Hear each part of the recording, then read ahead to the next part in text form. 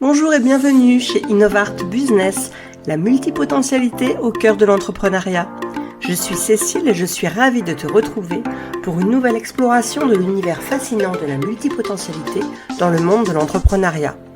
Que tu sois entrepreneur, freelance, créatif ou simplement curieux d'en savoir plus sur la manière d'intégrer avec succès tes multiples passions et talents dans ton activité professionnelle, tu es au bon endroit. Ensemble, nous allons découvrir comment embrasser et canaliser notre multipotentialité pour enrichir nos vies personnelles et professionnelles. Alors, installe-toi confortablement et embarquons dans cette aventure inspirante. Bienvenue dans cet épisode spécial de notre podcast où on va célébrer l'impact croissant des femmes dans le monde de l'entrepreneuriat. Aujourd'hui, on est dans une époque où les barrières s'estompent peu à peu, donc lentement mais sûrement, mais elles s'estompent quand même. Et les femmes entrepreneurs gagnent du terrain. Elles transforment les industries, elles innovent et j'espère qu'elles inspirent la prochaine génération. Aujourd'hui, on va mettre en lumière des défis auxquels les femmes sont confrontées et célébrer aussi des réussites, bien évidemment. Vous le savez, je suis vice-présidente d'une association de femmes entrepreneurs. On est aujourd'hui une trentaine au sein de notre réseau et je vais pouvoir avoir quelques témoignages de ces femmes très prochainement qui devront certainement vous intéresser. Je voulais vous donner quelques chiffres en vous disant qu'aujourd'hui, il y a une femme sur trois entrepreneurs dans le monde, donc c'est pas mal, ça commence à être un peu plus à la hauteur, ça veut dire qu'elles osent enfin et qu'elles font fi des barrières qui leur ont été imposées ou mises dès le départ. Elles sont présentes dans tous les secteurs d'activité, les technologies de pointe, la santé, l'éducation, les industries créatives. Par contre, elles sont beaucoup moins financées que les hommes et ça, c'est encore dommage. Il y a une dynamique relativement complexe dans l'entrepreneuriat féminin. Voilà, elles osent, elles veulent se lancer, mais la société ne les reconnaît pas encore complètement, elles sont pas encore complètement à leur place ou reconnues par leur père. On rentre dans des défis spécifiques que les femmes rencontrent, les barrières sociétales, les stéréotypes de genre, les préjugés sont encore là. Et du coup, on va en parler un petit peu dans cet épisode de podcast parce que l'une des premières barrières qui est souvent invisible mais qui est profondément ancrée dans la société, auxquelles les femmes entrepreneurs sont confrontées, c'est celle des stéréotypes du genre et des préjugés. Ce sont des idées préconçues qui peuvent influencer de manière significative la perception des compétences des femmes, de leur accès aux ressources financières et même à la manière dont elles sont traitées dans les réseaux professionnels. Le premier impact, ce sera l'impact sur le financement. Avec tous ces préjugés, les femmes ont des difficultés à obtenir des financements. Les investisseurs, majoritairement masculins, ont tendance à poser des questions différentes aux femmes, souvent axées sur les risques plutôt que sur le potentiel de croissance, contrairement à ce qu'ils font avec les hommes. Ensuite, il y a une sous-représentation des femmes dans les réseaux. Les réseaux d'entrepreneurs, c'est essentiel pour le mentorat, pour le soutien, pour les opportunités commerciales et ça peut parfois sembler exclusif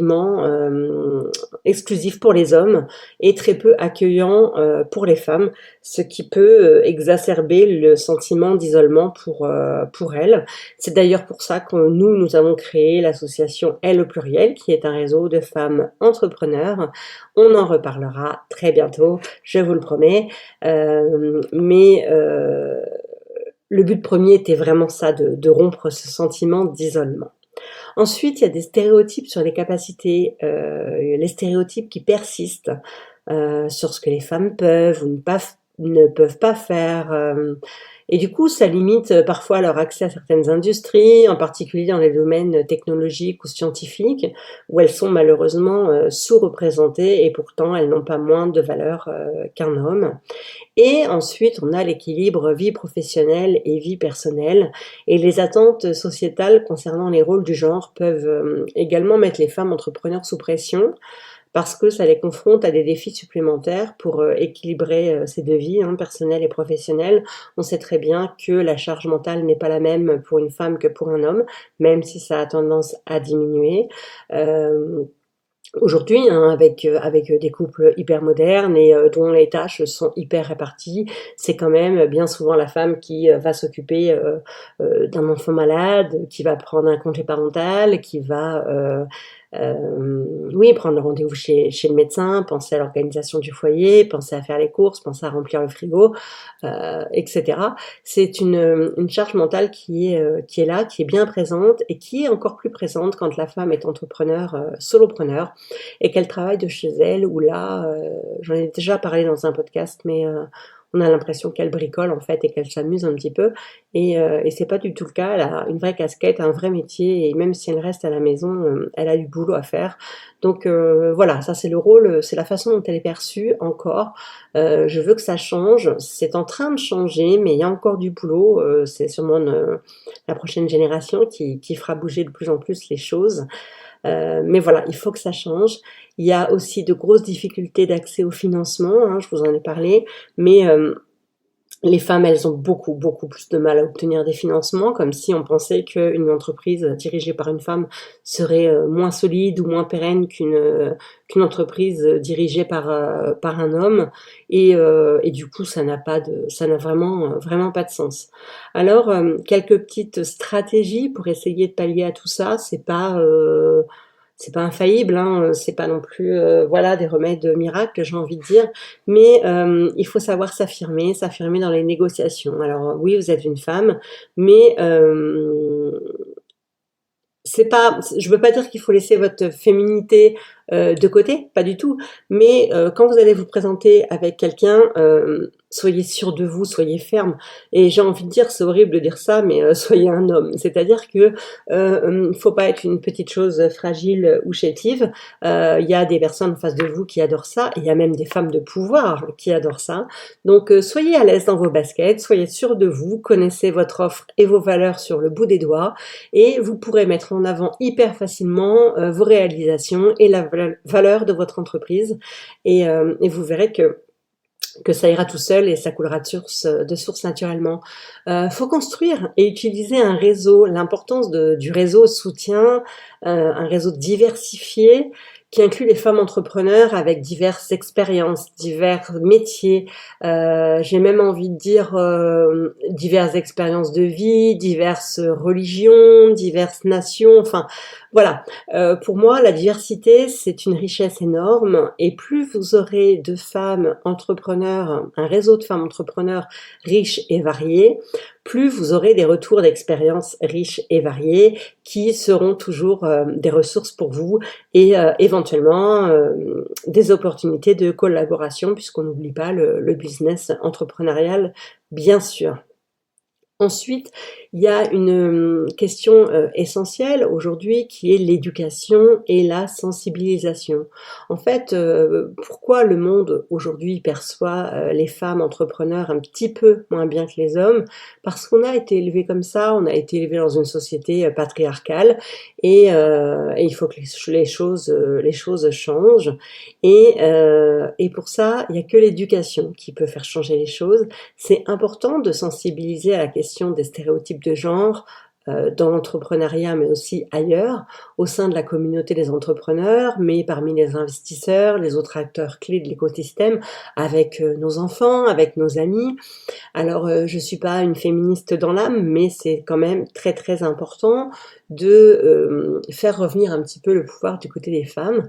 En tout cas, un juste équilibre. C'est comme partout, les extrêmes sont jamais bons dans n'importe quoi, dans la nourriture, dans les excès de folie, de soirée, d'alcool, dans la politique, dans tout ce qu'on veut, les extrêmes, c'est jamais bon.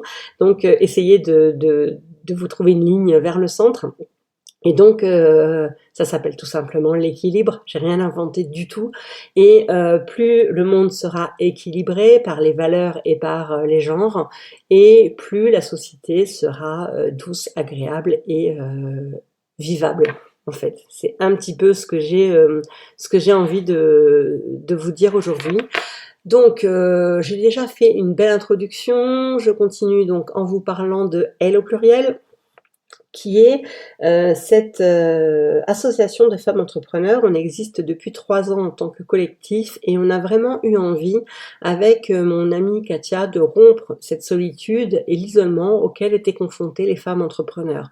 Nous, on vient d'un monde où on était salariés et quand on est salarié, on a cet esprit collègue de travail, pause café, discussion sur un dossier. Quand on se retrouve entrepreneur, on a du boulot, certes, on a des clients au téléphone, on a parfois des collègues, on a aussi le conjoint qui soit ou non dans notre business, mais on n'a personne qui partage la même casquette que nous et qui vit les mêmes choses que nous. Donc on s'est dit, bah, pourquoi pas, il y a quelque chose à faire, il y a beaucoup de femmes qui souffrent d'isolement et on pourrait se créer un petit groupe d'entraide. Donc l'idée, elle était là, la première idée, elle était là, elle était vraiment pour rompre la solitude et l'isolement.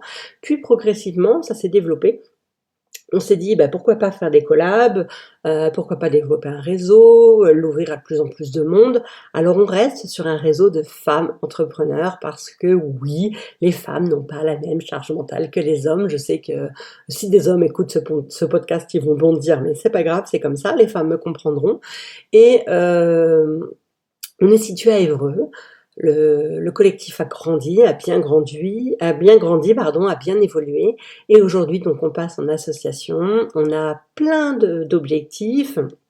On a plein d'envies, on organise des ateliers, on s'entraide, on mutualise nos compétences.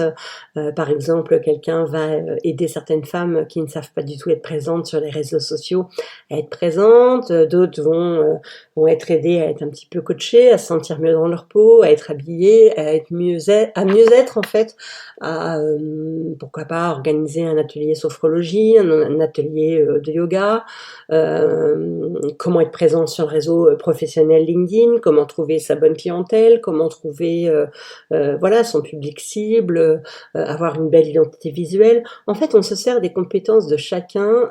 Tout le monde a quelque chose à apporter au réseau, donc tout le monde peut partager sa zone de génie. Après, il y a ce qu'on appelle donc les ateliers où on va partager un petit peu notre zone de génie.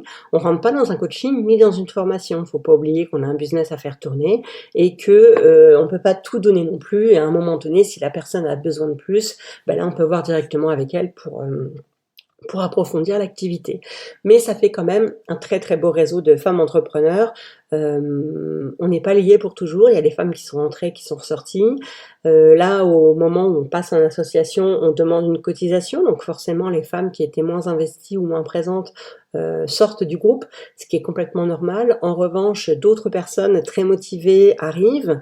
En ce moment, on accueille beaucoup de personnes dans le domaine du bien-être. Je crois que c'est la période aussi qui veut ça, avec la remise en question, le post-Covid, où on a toutes beaucoup souffert. Mais en tout cas, voilà, on est un beau réseau, on est situé sur Évreux.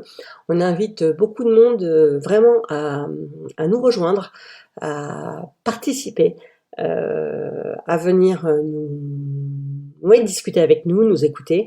On organise une rencontre le 18 avril au Pink Spot Coffee. Le Pink Spot Coffee est une belle réussite d'une de nos membres, pionnière en plus, qui s'appelle Saba.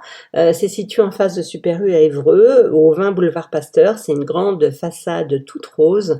C'est un superbe salon de thé où les pâtisseries sont délicieuses. Et donc on fait notre rencontre le 18 avril. Vous êtes les bienvenus entre 10h, excusez-moi, entre 10h et 14h. On sera présente, au moins nous les membres du bureau. Et puis plusieurs membres vont passer. Et d'autres femmes qui ne sont pas membres vont passer nous découvrir. Donc si vous êtes entrepreneur, que vous avez envie de rejoindre un réseau plutôt dynamique, avec des valeurs axées sur la bienveillance, le partage des compétences, la sororité, l'inclusion, voilà, vraiment bienveillance et partage, ce sont des mots-clés. Si ça vous intéresse de rejoindre un réseau, venez nous rencontrer, venez discuter avec nous et venez voir si ça colle tout simplement. Donc je vous donne rendez-vous le 18 avril au Pink Spot Coffee à Évreux. Et ce jour-là, je ferai des interviews de plusieurs femmes qui seront présentes. Donc vous aurez bientôt, n'hésitez pas à suivre ce podcast et à l'enregistrer pour ne pas manquer les nouveautés, parce que bientôt vous aurez des interviews des différentes femmes qui composent notre association. Merci de m'avoir écouté, à très bientôt. Et voilà, c'est tout pour aujourd'hui sur Innovart Business. Merci d'avoir été à l'écoute. J'espère que tu as trouvé de l'inspiration et des idées utiles pour appliquer la multipotentialité dans ton quotidien entrepreneurial. N'oublie pas, la diversité de tes talents, c'est une force, pas une faiblesse. Reste connecté pour de nouvelles histoires, de nouveaux conseils, des discussions passionnantes dans notre prochain épisode. D'ici là, continue à explorer, créer et innover. Si ce podcast t'a plu, n'oublie pas de le noter 5 étoiles sur ta plateforme d'écoute préférée. À très bientôt.